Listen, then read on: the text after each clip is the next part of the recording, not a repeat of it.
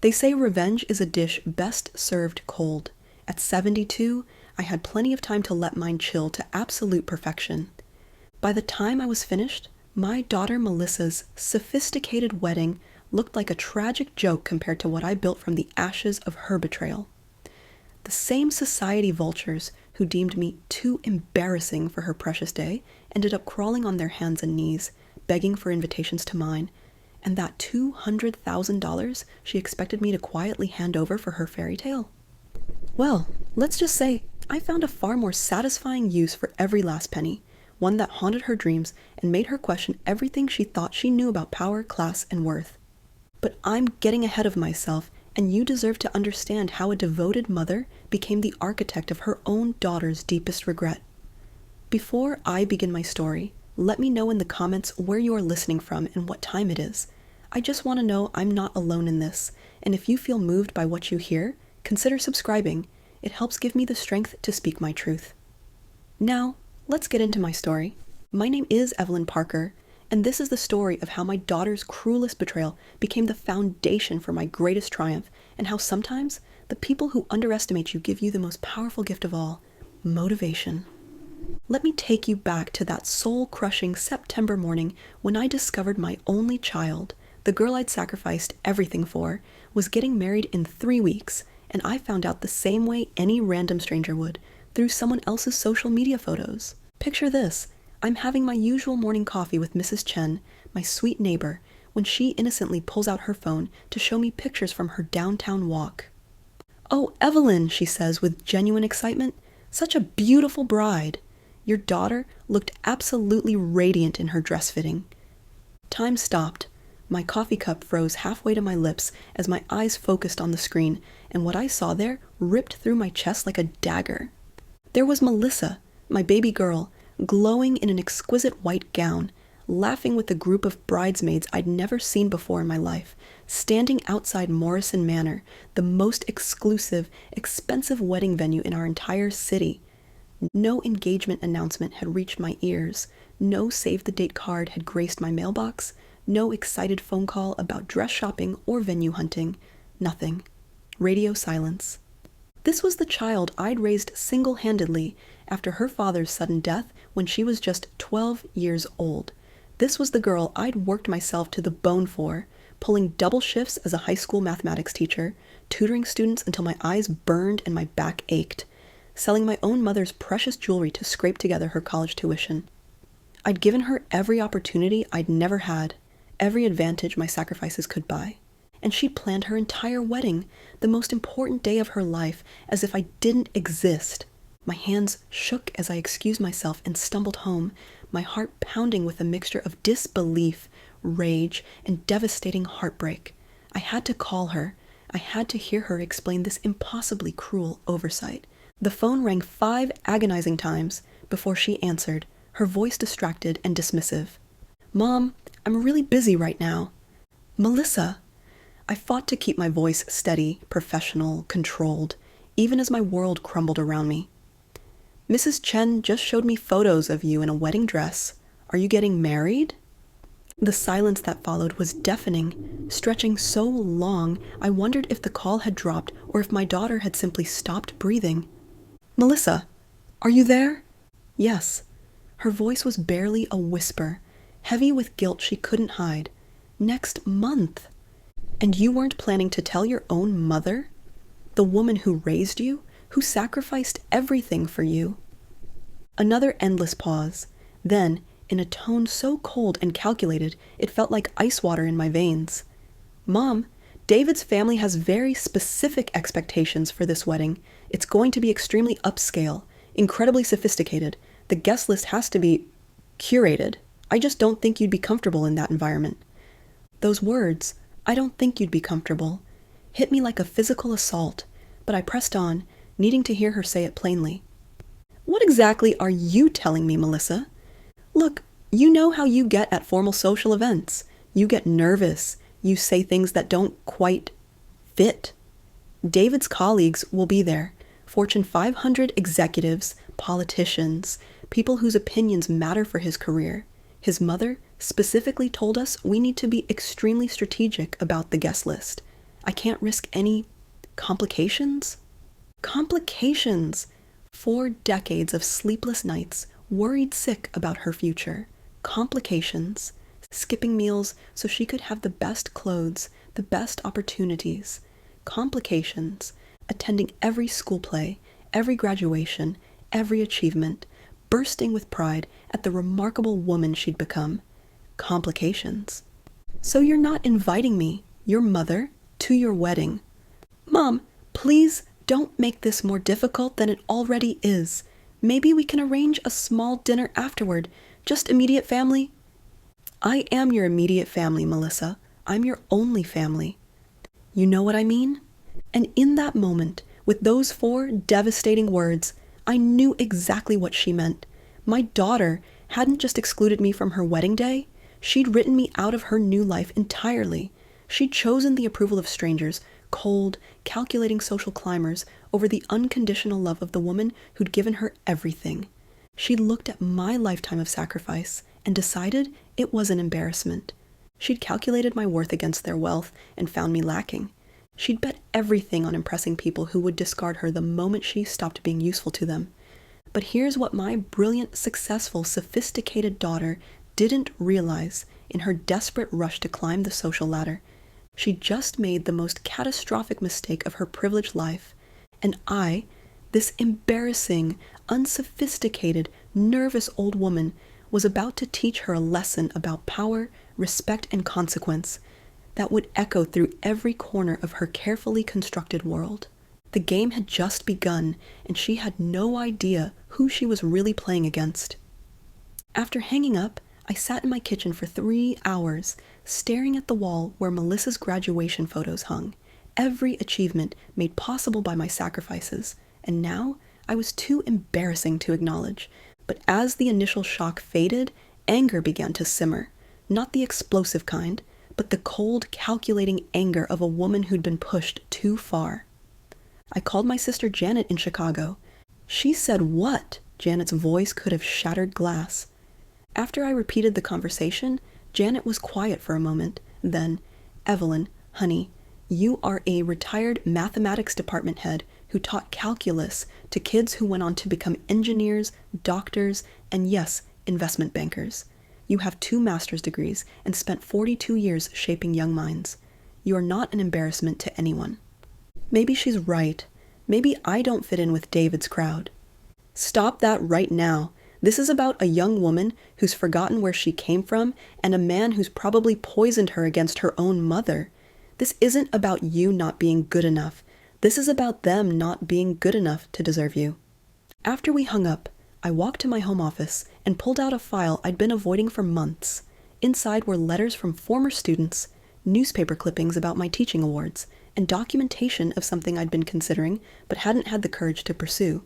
3 years ago, I'd inherited my aunt's property, a beautiful Victorian house on 5 acres just outside town. I'd been thinking about converting it into an educational facility. I'd even had preliminary conversations with architects and gotten zoning approval, but I'd hesitated, thinking I was too old to start something new. Looking at those papers now, I realized I'd been thinking too small. If my daughter wanted sophistication, if she wanted something impressive enough for David's business connections, then I'd show her what real class looked like. I was going to build something that would make her wedding look like a backyard barbecue. The next morning, I drove to Aunt Margaret's property. The Victorian house sat on a hill overlooking the valley, with gardens that had once been the envy of the county. It needed work, but the bones were solid, and the potential was breathtaking. Within 2 hours, I was walking through the property with Sarah Hamilton from Hamilton Architecture, her enthusiasm infectious as she pointed out possibilities I hadn't even considered. "This could be extraordinary," she said, standing in what had been Aunt Margaret's ballroom. "We could restore the original features while adding modern amenities, perfect for events and educational programming. How long would a full renovation take? With the right team and budget, 6 months for the main house. What could we accomplish in 8 weeks?" Sarah raised an eyebrow. "That's ambitious, but if we focused on the ballroom, the main entrance, and basic landscaping, we could create something stunning for a launch event." Perfect! Melissa's wedding was in 3 weeks. My event would be 1 week later. I spent the rest of the day making calls. By evening, I had commitments from 12 different professionals, all excited about the challenge. But I needed something more than just a beautiful venue. I needed a mission that would elevate this project beyond simple revenge. That's when I remembered the letters, hundreds of them from former students over the years. Thank you notes from kids who'd struggled with algebra and gone on to become engineers. Updates from students who'd found their confidence in my calculus class. Reading through them that night, a pattern emerged. So many mentioned how I'd believed in them when others didn't, how I'd created a safe space where they could learn and grow without fear of judgment. The idea crystallized around midnight. This wouldn't just be an event venue, it would be the Margaret Parker Center for Educational Excellence, a place where young people could come for tutoring, test preparation, college counseling, and life skills training. The event side would fund the educational mission. By dawn, I had a business plan sketched out and a list of 20 former students I wanted to recruit as volunteer mentors. My first stop was the office of Patricia Williams, the best nonprofit attorney in the state and a former student from my class of 1995.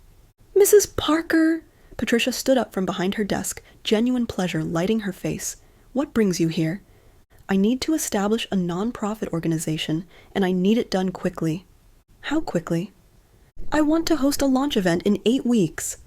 After I explained my vision, Patricia's expression shifted from professional interest to genuine excitement. Mrs. Parker, this is exactly what our community needs. Consider me your first volunteer board member, and my legal fees are waived. By noon, I had nonprofit paperwork in motion and a board forming.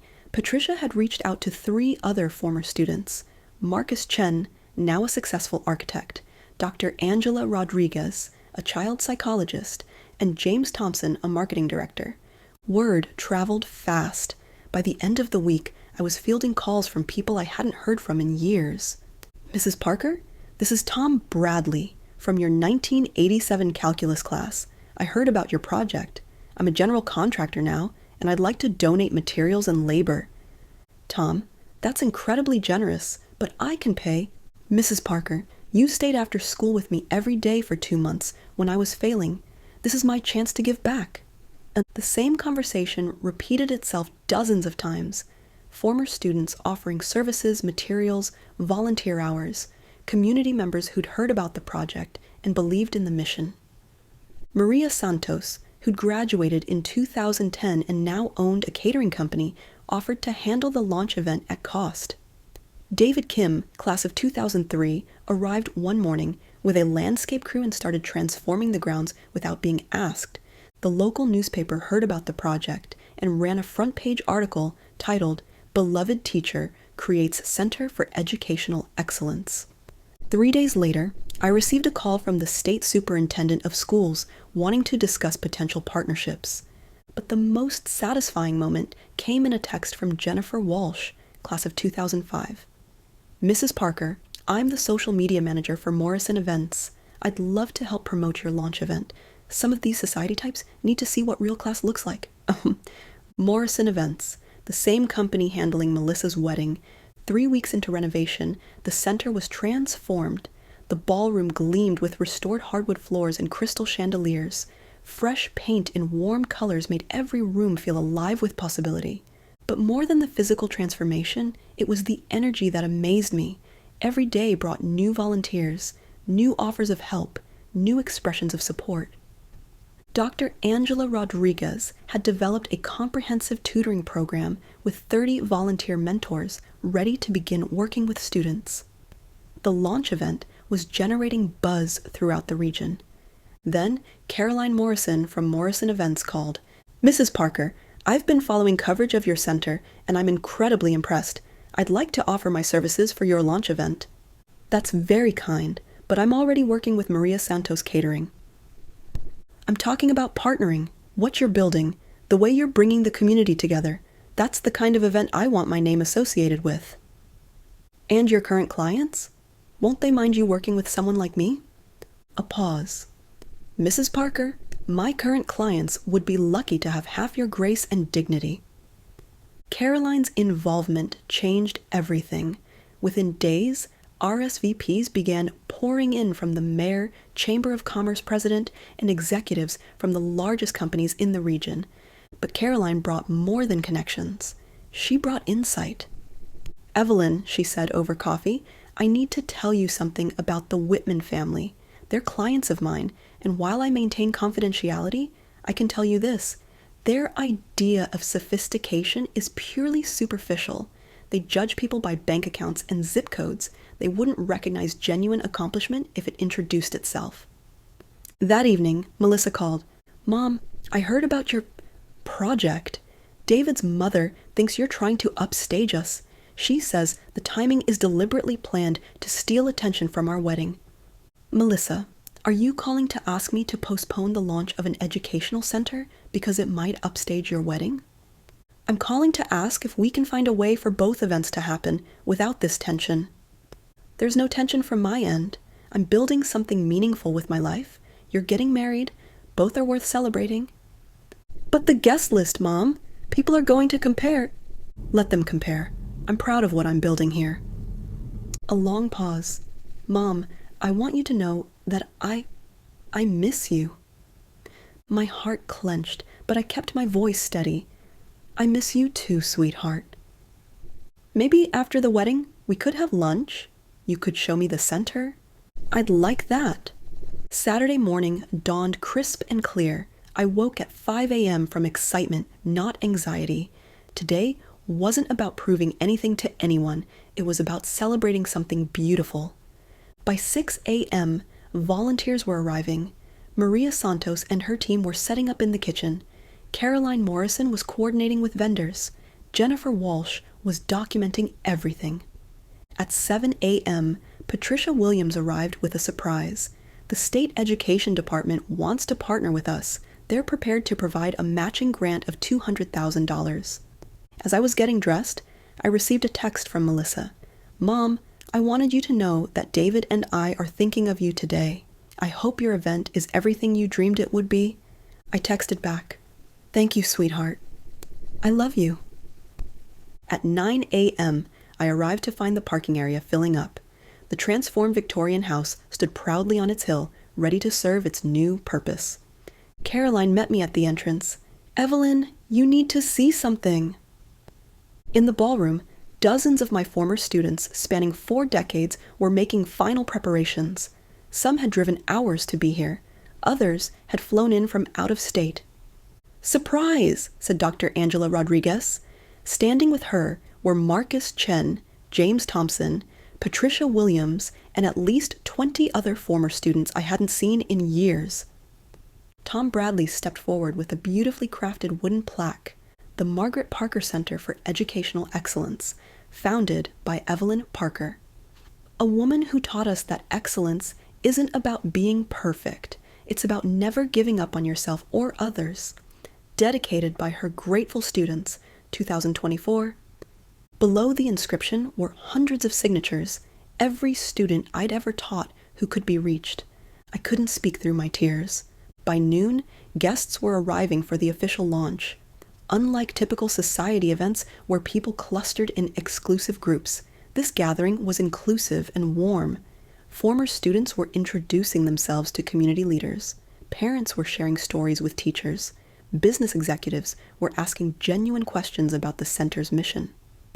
At 1 p.m., I gave my remarks in the ballroom, standing before a digital wall displaying photos and quotes from former students, friends, colleagues, and especially my former students. I began, 47 years ago, I walked into my first classroom with a simple belief that every young person deserves someone who believes in their potential.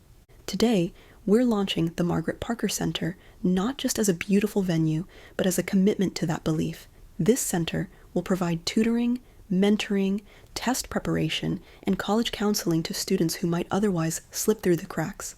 But I want to be clear about something.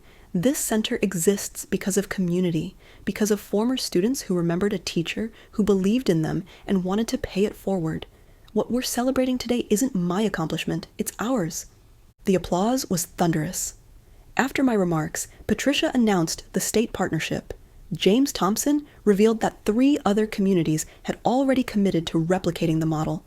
But the most powerful moment came when Marcus Chen stepped to the microphone. "Mrs. Parker, when I was 16, I was failing your geometry class because I was working 20 hours a week to help support my family. Instead of letting me fail, you arranged for me to get paid tutoring other students. You turned my struggle into a strength. That's what you've done again with this center. You took a personal disappointment and transformed it into something that will benefit thousands of young people. You turned pain into purpose." As the afternoon continued, I was approached by Eleanor Whitman, David's mother. "Mrs. Parker," she said, studying the photo wall, "I owe you an apology. I made assumptions about you based on superficial things. This event, what you've built here, this is real sophistication. What my family considers important seems rather shallow by comparison." Before I could respond, I heard a familiar voice. "Mom?" I turned to see Melissa standing in the entrance hall, looking beautiful but uncertain. Behind her stood David, uncomfortable in his expensive suit. "Melissa, I didn't expect to see you here." "I wanted to see what you'd built." Her eyes swept the space. "Mom, this is incredible." I led Melissa and David through the center, introducing them to volunteers and former students. With each room we visited, I could see Melissa's expression changing. She met Dr. Sarah Kim, a pediatric surgeon who credited me with helping her pass math requirements for medical school. She spoke with Marcus Torres, a mechanical engineer who'd been ready to drop out before I helped him discover his love for mathematics. "Mom," Melissa said, as we stood in the college counseling office, "I had no idea. All these people, all these lives you've touched." When we reached the main ballroom, she stopped. "Mom, can we talk privately?" I led her to the terrace overlooking the valley. "Mom, I need to apologize. I was wrong. Not just about excluding you from the wedding, but about the reasons I gave. You're not embarrassing. You're extraordinary." Tears formed in her eyes. I got so caught up in trying to fit into David's world that I forgot where I came from. I forgot that my strength, my education, my values, they all came from you. "Sweetheart, you don't need to—" "Yes, I do. Standing here, seeing what you've built, I realize that I should be proud to be your daughter. I know it's too late to change the wedding invitations, but I want you there, Mom. I need you there." My heart clenched. This was what I'd wanted to hear for months. But something had changed in me. "Melissa, I appreciate you saying that, but I need to ask you something. Are you inviting me because you genuinely want me there? Or because seeing this makes you realize it would look bad not to include me?" She flinched. "Mom, how can you ask that?" "Because I need to know that you're not just managing your image." Melissa was quiet, looking out over the valley. "I don't know if I can separate those things anymore," she said finally. "What you've accomplished is part of who you are, and who you are is someone I should never have been ashamed of." It wasn't the answer I'd hoped for, but it was honest. "Melissa," I said gently, "I love you no matter what, but I won't be attending your wedding." She stared at me in shock. "Mom, why?" "I just apologized." "Because some things can't be undone with an apology. You chose to prioritize the opinions of people who judge others by their bank accounts over the love of the woman who raised you." "So you're punishing me?" "No, honey. I'm protecting myself. I'm choosing not to put myself in a situation where I'll be grudgingly tolerated instead of genuinely welcomed." David appeared, clearly sensing the tension. "Is everything all right?" "David, tell her," Melissa said through tears. "Tell my mother that we want her at our wedding." David looked uncomfortable. "Mrs. Parker, you would be welcome at our wedding." "Thank you, David, but being welcome and being wanted are different things." I looked at both of them. "I hope your wedding is beautiful and your marriage is happy, and I hope that someday, when you have children of your own, you'll understand why the way you've treated me matters so much." I started to walk away, then turned back. "Melissa, you'll always be my daughter.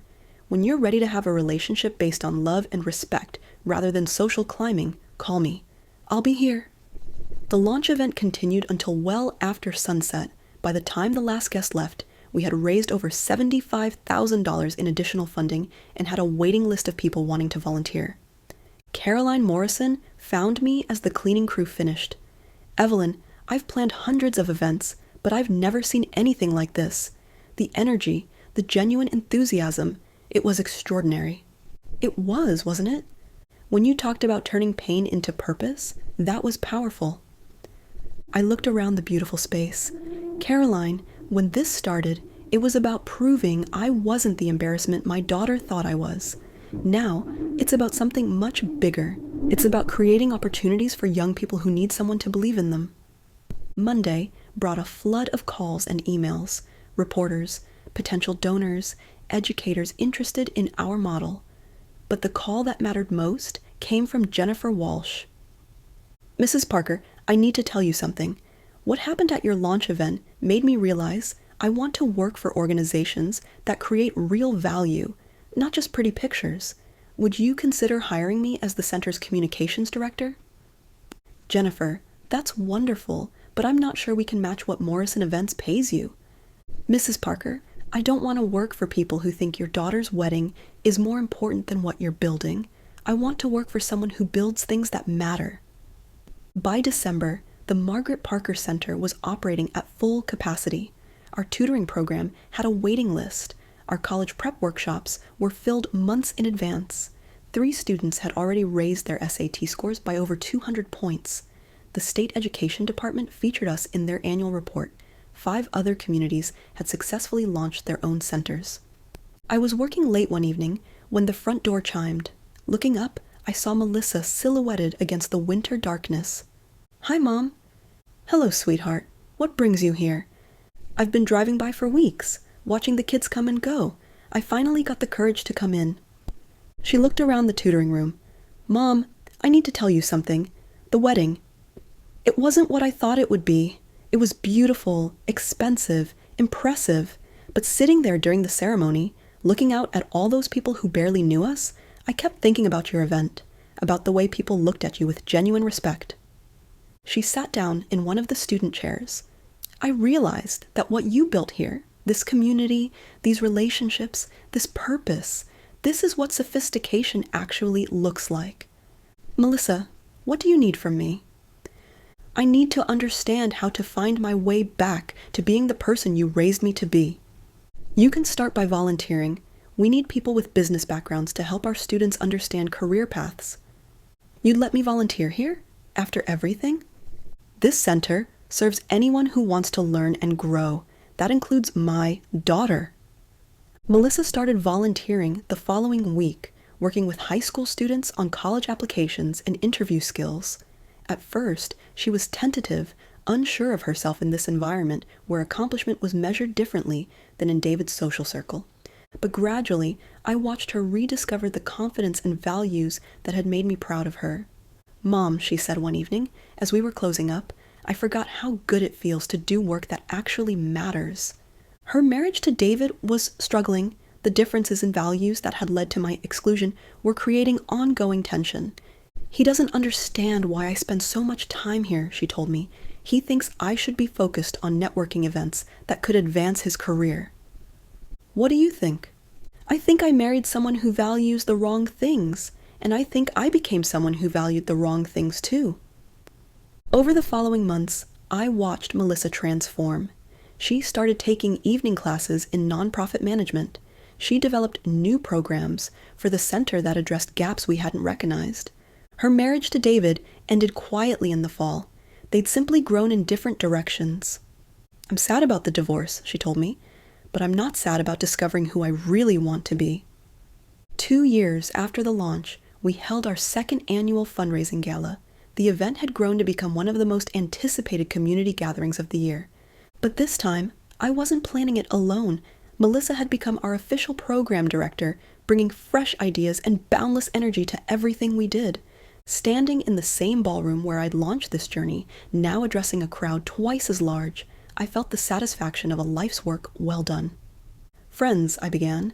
2 years ago, I stood in this room and talked about believing in potential. Tonight, I want to talk about the power of transformation. This center exists because a community believed that every young person deserves support. But what I've learned is that transformation goes both ways. Our students learn and grow, but so do our mentors. Tonight, I want to share the stage with someone who embodies that transformation. I gestured toward Melissa, who stepped forward to join me. My daughter, Melissa, has become not just our program director, but a true leader in educational equity. She's shown that expertise and passion, combined with genuine care for young people, can create remarkable results. Melissa stepped to the microphone, confident now in a way that was entirely different from the social confidence she'd displayed at her wedding. 2 years ago, I made choices that I'm not proud of.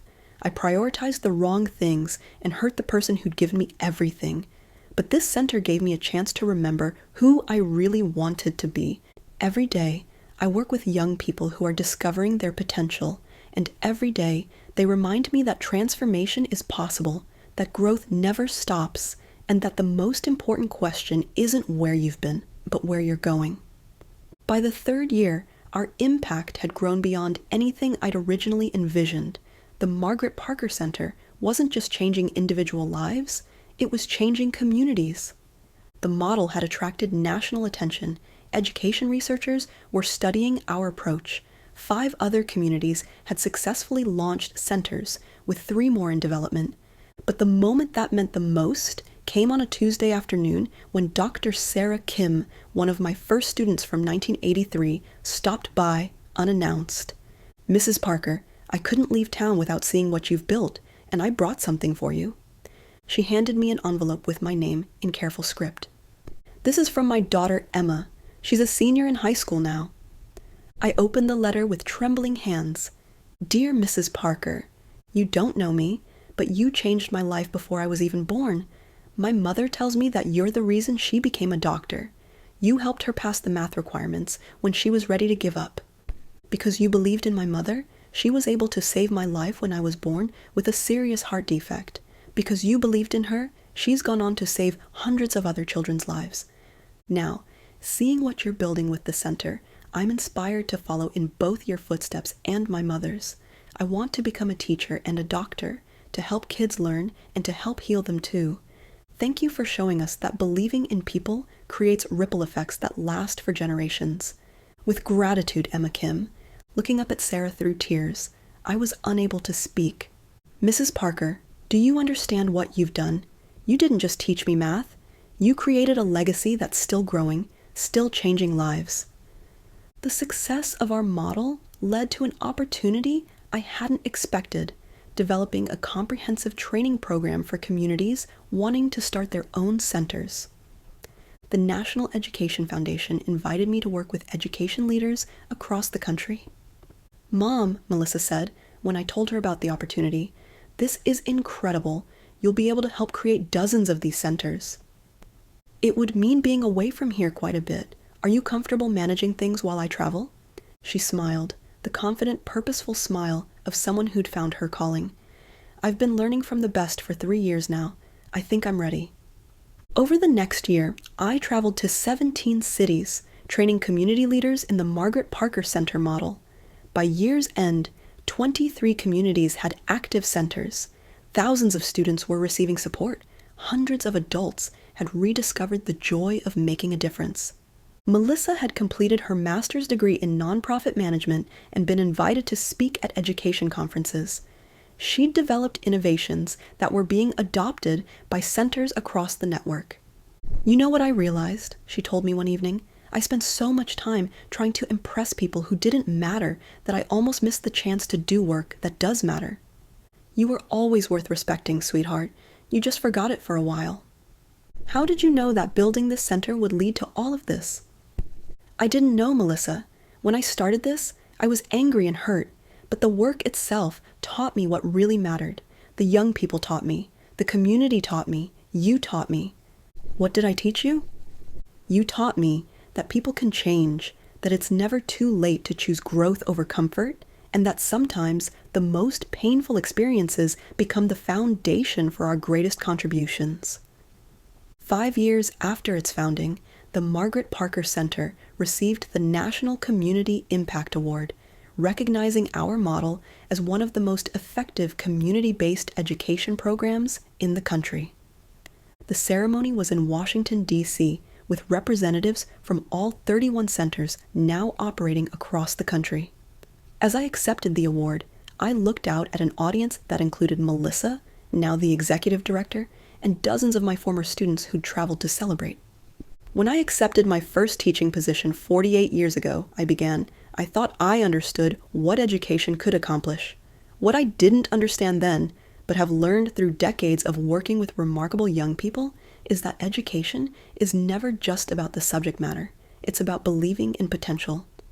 The Margaret Parker Center represents the best of what education can be: comprehensive, community-based, focused on the whole person. But more than that, it represents the power of transformation. This award doesn't belong to me. It belongs to every educator who's ever stayed late to help a struggling student, every volunteer who's ever shared their expertise, every young person who's ever had the courage to believe in their own potential. But mostly, it belongs to the future, to the young people we're preparing to lead, to the communities they'll strengthen, and to the lives they'll change. As I entered my 78th year, I began thinking seriously about legacy and succession. The network was thriving, but I wanted to ensure the mission would continue long after I was gone. Melissa and I spent months developing a comprehensive succession plan. She would become the national director, with regional coordinators managing clusters of centers. We created the Margaret Parker Foundation to provide ongoing support and established an endowment for long-term sustainability. We developed training programs to maintain quality across all locations. Most importantly, we documented our approach in a book, Building Bridges: How Community Education Centers Transform Lives and Communities. "Mom," Melissa said, as we worked on the final chapters, "I want to include something about your original motivation, about how personal pain can become a catalyst for positive change." "Are you sure? It's not particularly flattering." "That's exactly why it's important. People need to know that transformation is possible, that mistakes don't define us, that it's never too late to choose a better path." The book became a bestseller in education circles and led to speaking engagements nationwide. But the response that meant the most came from a teacher in rural Montana. "Dear Mrs. Parker, I read your book and realized our small community could create something like your center. Following your model, we've started our own. In 6 months, we've helped 30 students raise their grades and created a community of learners stronger than anything we've had before. Thank you for showing us that big changes can start with one person's decision to turn disappointment into determination. P.S. My grandmother always told me that the best revenge is a life well lived. You've proven her right." On a crisp October morning, exactly 10 years after the launch of the Margaret Parker Center, I stood in the original ballroom, surrounded by nearly 200 people celebrating a decade of impact. The statistics were impressive. Over 3,000 students served across 47 centers in 12 states, hundreds of college scholarships awarded, dozens of communities transformed. But the real measure wasn't in numbers, it was in the faces around me. There was Jasmine, now doctor, Jasmine Williams, a practicing engineer who'd become a major center supporter. Marcus, who'd used his improved test scores for a full scholarship and was now teaching mathematics. Sarah, pursuing education and pre-medicine just as she'd promised. There was Jennifer Walsh, who'd left corporate work to become our national communications director. Tom Bradley, whose construction company now specialized in center construction. Maria Santos, whose catering business focused on nonprofit events. And there was Melissa, confident and purposeful, addressing the crowd as the newly appointed CEO of the Margaret Parker Foundation. 10 years ago, she said, my mother faced a choice. She could let disappointment define her future, or use that pain as fuel for building something meaningful. She chose to build, and in building, she didn't just create this center, she created a movement. She didn't just serve students, she served communities. She didn't just transform lives, she transformed how we think about education and community responsibility. But perhaps, most importantly, she showed all of us that it's never too late to become the person you're meant to be, that setbacks can become setups, that personal healing and community service can happen simultaneously. Today, we celebrate not just what's been accomplished, but what's still possible. Every young person who discovers their potential, every volunteer who rediscovers their purpose, every community that chooses to invest in its future. As the celebration continued, I found myself thinking about the journey that brought me here. The pain of Melissa's rejection had been real and deep, but it had also been the catalyst for the most meaningful work of my life. I thought about all the young people who'd walked through our doors uncertain and left confident, the volunteers who'd rediscovered purpose, the communities that had grown stronger. Most of all, I thought about the lesson that had taken me 7 decades to understand. Our greatest disappointments can become our greatest opportunities, but only if we choose to transform pain into purpose, hurt into hope, setbacks into service. As I stood watching the celebration, I noticed something that made my heart swell with pride. Throughout the ballroom, former students who'd become successful professionals were now mentoring our current students. The cycle was continuing, expanding, creating new ripples of possibility.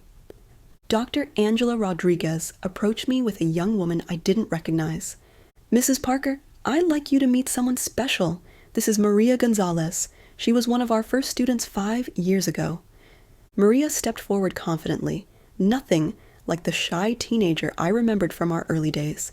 "Mrs. Parker, I wanted to thank you personally. When I started coming here, I was failing algebra, and my family was pressuring me to drop out of school to work. The mentors here didn't just help me pass math, they helped me believe I could succeed in college." "Where are you now, Maria?" Her smile lit up the room. "I just graduated from State University with a degree in engineering, but more than that, I'm starting as a volunteer mentor here next week. I want to be for other kids what this place was for me." This was it. This was the moment I knew we truly succeeded, not just in creating programs or raising test scores, but in creating a sustainable cycle of empowerment that would outlast any single person or generation. Later that evening, as guests began to leave, Melissa found me on the terrace where we'd had our difficult conversation years earlier. "Mom, there's something I need to say." I waited, watching the last rays of sunlight paint the valley below us in golden light. "I've been thinking about that day when I told you that you didn't fit in with David's world, that you were too embarrassing for my wedding." "Melissa, we don't need to." "Yes, we do. Because I want you to know that standing here tonight, seeing all of this, understanding the lives you've changed and the movement you've started, I realize that I had it completely backward." She turned to face me fully. "It wasn't that you didn't fit into their world. It's that their world wasn't worthy of you, and instead of being embarrassed by my mother, I should have been embarrassed by my own values. You were trying to find your place in the world. That's what young people do." "Maybe, but I lost sight of something important. The woman who raised me wasn't someone to be hidden or explained away. She was someone to be celebrated, someone to learn from, someone to aspire to become." We stood in comfortable silence for a moment, watching the lights begin to twinkle in the valley below. "You know what the best part is?" Melissa continued. "Tonight, when people asked me about the center, about our programs, about our impact, I got to say my mother built this. Not with embarrassment or qualification, but with pure pride." 6 months later, I received an invitation that made me smile with a satisfaction deeper than any revenge could provide. The envelope was cream-colored, expensive, with elegant calligraphy addressing it to Mrs. Evelyn Parker and guest. Inside was an invitation to the Whitman Family Foundation annual gala, with a handwritten note from Eleanor Whitman. "Dear Mrs. Parker, we would be honored by your presence at our annual fundraising event. This year, we're dedicating the evening to supporting educational initiatives in our community.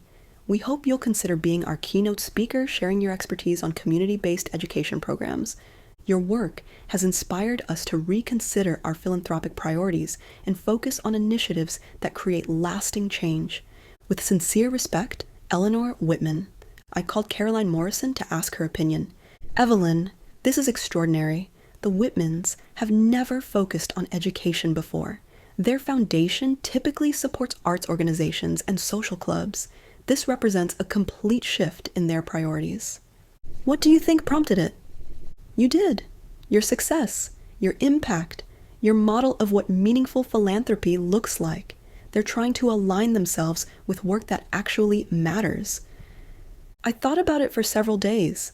Part of me was tempted to decline, a small, vindictive part that remembered the pain of being deemed unworthy of my own daughter's wedding. But the larger part of me, the part that had learned to transform pain into purpose, recognized this for what it was, an opportunity to expand our impact even further. I accepted the invitation and prepared a speech about the power of community investment in education. The gala was everything I expected: elegant, expensive, attended by the same social elite who had once dismissed me. But now I stood at the podium as the featured speaker, sharing our model with an audience that hung on every word. Ladies and gentlemen, I concluded, true sophistication isn't measured by the cost of your event or the exclusivity of your guest list. It's measured by the lasting impact you have on your community and the lives you change for the better. The standing ovation lasted for several minutes, but the real victory came afterward when 3 different couples approached me about funding new Margaret Parker Centers in their communities. Word of our success had reached the highest levels of education policy. I was invited to testify before a congressional subcommittee on education about community-based learning models. Standing in that hearing room in Washington, addressing senators and representatives, I thought about the journey that had brought me there. From a woman deemed too embarrassing for her daughter's wedding to someone whose expertise was being sought by national lawmakers. Honorable members of the committee, I began, education is not just about test scores or graduation rates, though those matter. It's about creating communities where every young person has access to the support, encouragement, and opportunities they need to reach their full potential. I shared our data. 89% of our students showed measurable improvement in academic performance within 1 semester. 94% of our high school seniors went on to post-secondary education. But more importantly, 100% reported increased confidence and a stronger sense of their own capabilities. The Margaret Parker Center model works because it recognizes that learning doesn't happen in isolation. It happens in community with mentors who believe in students' potential and provide both academic support and life guidance. The questions from committee members were thoughtful and engaged. Several asked about the feasibility of implementing similar programs in their own districts. Following the hearing, I was approached by the Department of Education about developing a national pilot program based on our model. Mrs. Parker, said Deputy Secretary Williams, what you've created represents exactly the kind of innovative, community-based approach we need to scale across the country. Would you be willing to serve as a senior advisor on a national initiative? It was overwhelming and humbling. The work I'd started in response to personal pain had grown into something that could potentially impact education policy nationwide. 2 years later, I stood in the Rose Garden of the White House, receiving the Presidential Medal of Freedom for my contributions to education and community development. As the president placed the medal around my neck, I thought about all the people who had made this moment possible, the students who had trusted me with their dreams, the volunteers who had shared their expertise, the communities that had embraced our model, and especially Melissa, who had found her way back to the values that truly mattered. Mrs. Parker, the president said during the ceremony, represents the best of American innovation and community spirit. She took a model that worked in one community and helped it spread across the nation, touching thousands of lives and proving that education at its best is a community endeavor. In the audience, I could see Melissa beaming with pride. Next to her sat several of my former students, now accomplished professionals who had traveled from across the country to witness this moment. But the face that meant the most to me was that of Maria Gonzalez, the young woman who had gone from struggling student to successful engineer to dedicated mentor. She represented everything the Margaret Parker Center stood for: the transformation of potential into achievement, the cycle of giving back, the power of believing in yourself and others. After the ceremony, Melissa hugged me tightly. "Mom, do you remember what you said to me that day on the terrace, about how I'd understand someday when I had children of my own?" "I remember. Well, I may not have children yet, but I understand now. I understand that the way we treat the people who love us most says everything about who we really are, and I understand that real success isn't about impressing strangers. It's about honoring the people who shaped us and using our blessings to lift up others." Now, in my 80th year, I spend most of my time in an advisory role, watching Melissa lead the Margaret Parker Foundation with a vision and energy that surpasses even my own original dreams. Under her leadership, the network has grown to include over 70 centers across 15 states. The model has been adapted for rural communities, urban neighborhoods, and everything in between. Each center maintains the core principles while adapting to local needs and resources. But perhaps the most meaningful development has been the emergence of the second generation, students who were helped by our centers and have now returned as professional staff and volunteer mentors. Maria Gonzalez now serves as the regional coordinator for the Southwest. Marcus Torres, the young man who nearly dropped out before finding his love for mathematics, has become our director of STEM programming. Dr. Jasmine Williams leads our college preparation initiatives. Watching them train new volunteers and mentor current students, I see the true measure of our success. We didn't just help individual students achieve their goals. We created leaders who are now helping others achieve theirs.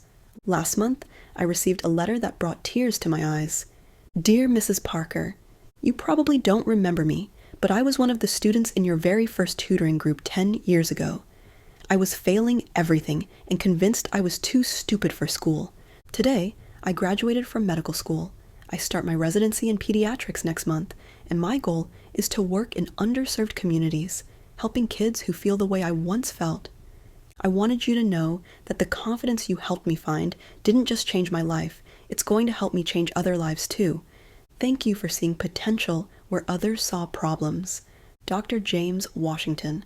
This is our legacy, not just test scores or college acceptances, but young people who have learned to believe in themselves and are now helping others do the same. People often ask me what I've learned from this journey, what wisdom I can share with others facing their own disappointments and setbacks. The truth is, I've learned that life rarely unfolds according to our plans, but it often unfolds according to our choices. When Melissa excluded me from her wedding, I had several choices. I could have withdrawn into hurt and bitterness. I could have accepted her assessment of my worth. I could have spent my remaining years feeling sorry for myself. Instead, I chose to channel my pain into purpose. I chose to prove my worth, not to change her mind about me, but to remind myself of who I really was. That choice, to build rather than withdraw, to serve rather than sulk, to transform rather than transfer my pain, made all the difference. I've learned that age is not a limitation, but a liberation. At 68, I was finally free from the need to please everyone, free to focus on what truly mattered, free to take risks in service of something larger than myself. I've learned that community is everything. No individual accomplishment can compare to the satisfaction of building something that serves others and continues to grow long after you're gone. Most importantly, I've learned that forgiveness doesn't require forgetting, and reconciliation doesn't require pretending that hurtful actions never happened. Melissa and I have rebuilt our relationship on a foundation of mutual respect and shared values, not by ignoring the past, but by choosing to create a better future. As I write this, the Margaret Parker Centers are thriving in ways I never imagined. We've expanded beyond tutoring and college prep to include job training programs, financial literacy education, and even small business incubation for young entrepreneurs. The model has attracted international attention. Delegations from Canada, the United Kingdom, and Australia have visited to learn about our approach. 3 pilot programs based on our model are now operating in other countries, but the work that gives me the most joy happens right here in our original center, where I still volunteer 2 afternoons a week, working with students who remind me why I became a teacher in the first place. Yesterday, a 15-year-old named Amanda told me she'd never been good at math. By the end of our session, she'd solved 3 algebraic equations and was asking if she could come back tomorrow. Mrs. Parker, she said as she was leaving, how did you know I could do this when I didn't even know it myself? Because, I told her, believing in potential is my specialty. This is why the work continues. This is why the network keeps growing. This is why former students become mentors and struggling teenagers become confident young adults. Every day, in centers across the country, someone is discovering what they're capable of achieving. Every day, a volunteer is rediscovering the joy of making a difference. Every day, A community is becoming stronger by investing in its young people. And every day I'm reminded that the best response to being underestimated is not anger or resentment, but excellence in service of others. Today marks the 15th anniversary of the Margaret Parker Center, and as I prepare for this final chapter, I'm overwhelmed by gratitude for the unexpected journey that brought me here. Melissa now leads a network of 93 centers, serving over 15,000 students annually. The Margaret Parker Foundation has provided over $50 million in scholarships and program funding. Thousands of volunteers have discovered the joy of mentoring young people. But numbers don't tell the real story. The real story is in the lives changed, the potential unlocked, the community strengthened by believing in their young people. The real story is in Maria Gonzalez, who went from struggling student to successful engineer to passionate advocate for educational equity. It's in Dr. James Washington, who went from failing student to pediatric resident dedicated to serving underserved communities. It's in Amanda, who discovered she could master algebra and is now considering a career in engineering. It's in my daughter Melissa, who lost her way for a while, but found her purpose in serving others and building something that will outlast us all. And it's in the thousands of other young people who have learned the most important lesson of all, that their potential is unlimited, their dreams are valid, and their communities believe in them. As I conclude this story, I want to speak directly to anyone who's reading this because they've been dismissed, excluded, or told they don't matter. Your worth is not determined by other people's opinions. Your potential is not limited by other people's vision. Your future is not constrained by other people's expectations. You have something valuable to offer the world. You have experiences that can help others. You have the power to transform disappointment into determination, setbacks into comebacks, pain into purpose. Start where you are. Use what you have. Do what you can. Build something that matters. The Margaret Parker Centers exist because I refuse to let my daughter's rejection define my worth. They thrive because thousands of other people chose to believe in possibility over prejudice, community over competition, service over status. Whatever brought you to this story, whatever rejection you're facing, whatever dream you've been told to abandon, whatever disappointment is threatening to define your future, remember that endings can become beginnings. The most powerful revenge isn't getting back at those who hurt you. It's building a life so meaningful, so impactful, so full of purpose that their opinion becomes irrelevant. Prove them wrong by proving yourself right. And remember, you're never too old, never too ordinary, never too anything to make a difference. The world needs what you have to offer. If this story inspired you to believe in your own potential or reminded you of the power of community and education, please like this post and share it with someone who needs to hear this message. Together, we can build a world where every person's worth is recognized and every dream is supported.